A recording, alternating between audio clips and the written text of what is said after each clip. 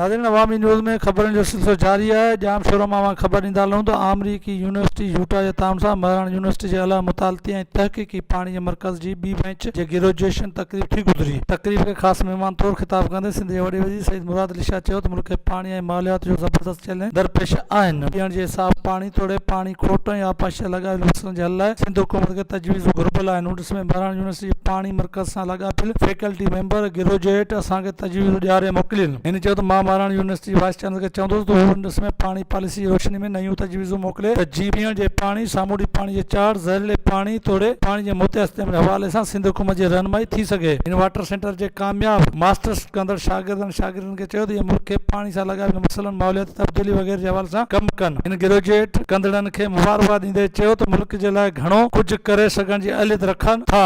हिन चयो त वाटर सेंटर जी माली ज़रूरतुनि खे पूरो करण लाइ सिंध हुकूमत घुर्बल मदद कंदी, छो त हिन आला तहक़ीक़ी इदारो जेको आलमी सतह जा पाणी माहिर पैदा करे रहियो आहे। वॾे वज़ीर चयो त सिंध खे टे वॾा चैलेंज दरपेश आहिनि। हुन में ज़हरीलो पाणी, मंछर ढंढ जी तबाही, समुंड जो पाणी अचणु शामिल आहे। सिंध हुकूमत खे उन ॾिस में हिकु जामा वाटर पॉलिसी जी ज़रूरत आहे। हिन चयो त सिंध हुकूमत कराची में पीअण जे पाणी जी खोट खे मुंहुं ॾियण लाइ ज़बरदस्त उपा वरिता आहिनि। हिन चयो त अंदूर सिंध में पीअण जे साफ़ पाणी जी दस्तियाबी लाइ 80% आरोज़ कमु करे रहिया आहिनि। उन ॾिस में अञा वधीक कोशिशूं वठी रहिया आहियूं। तइलीम, सिहत, मालियाती इशूज़ खे सिंध हुकूमत संजीदगी सां वठी रही आहे। उन जा मुस्बत नतीजा अचणु शुरू थी विया आहिनि। उन मौक़े ते vice chancellor professor doctor Mohammad Aslam उकेली चयो त महाराणा यूनिवर्सिटी मयारी तइलीम ते यकीन रखे थी। महाराणा यूनिवर्सिटी जी वाटर सेंटर मां फारिग थियल अॻूणे बैंच मां 90% शागिर्दनि खे नौकरियूं मिली चुकियूं आहिनि, जेको हिकु रिकॉर्ड आहे। चयो त डिसंबर 2019 में USAID जे फंडिंग ख़तम थी रही आहे। उन करे मां सिंध हुकूमत, वफ़ाक़ी हुकूमत USAID खे चवंदुसि इहे वाटर सेंटर में तहक़ीक़ ऐं तदरीस जे फलाह लाइ माली इमदाद जारी रखनि। वाइस चांसलर चयो त SDG 6 ते पूरो करण लाइ असां माहौलियत ऐं पाणी जे मसइलनि खे मुंहुं ॾियण लाइ जे हवाले खां नवां माहिर पैदा करे रहिया आहियूं। उन में यूनिवर्सिटी ऑफ यूटा ऐं यूनिवर्सिटी ऑफ कोलोराडो जे ताउन जा पिणु शुक्रगुज़ार आहियूं। हिन चयो त असां ॿिनि बैन अक़वामी मयार ते पूरो लंदड़ तहक़ीक़ी माहिर पैदा कयूं पिया। उन में यूटा यूनिवर्सिटी जा उस्ताद पिणु हिन मर्कज़ में पढ़ाए रहिया आहिनि। एक्सचेंज प्रोग्राम तहत हितां जा शागिर्द उते पिणु पढ़ी रहिया आहिनि। हिन चयो त असां सिंध हुकूमत खे मंछर ढंढ जे ज़वाल, उन जे ॿीहर बहाली जे हवाले खां नई तहक़ीक़ कराइण उमाणी आहे, जंहिं ते सिंध हुकूमत कोशिशूं वठी रही आहे। डॉक्टर उकेली चयो ताज़ो महाराणा यूनिवर्सिटी बैन अक़वामी इदारे ग्रीन मैट्रिक जे आलमी दर्जाबंदी में पाकिस्तान मां ग्रीन यूनिवर्सिटी तौरु चूंडी वई आहे, जेका पिणु वॾी हासिलात आहे। उन खां अलावा D8 नेटवर्क वारनि यूनिवर्सिटियुनि में पिणु चूंडी वई आहे। हिन चयो त यूनिवर्सिटियूं ई तब्दीली जो एजेंट हूंदियूं आहिनि। महाराणा यूनिवर्सिटी में पाकिस्तान जे चंद बहितरीन यूनिवर्सिटी मां हिकु आहे। ग्रेजुएशन तक़रीब में 40 ग्रेजुएशन कंदड़नि खे शागिर्दनि खे संदूं ॾिनियूं वियूं। टॉप 10 पोज़ीशन हासिल कंदड़नि में मिस हुमा तारिक, अब्दुर रहमान लुंड, वेगस पावर खे मेडल्स ॾिना विया, जॾहिं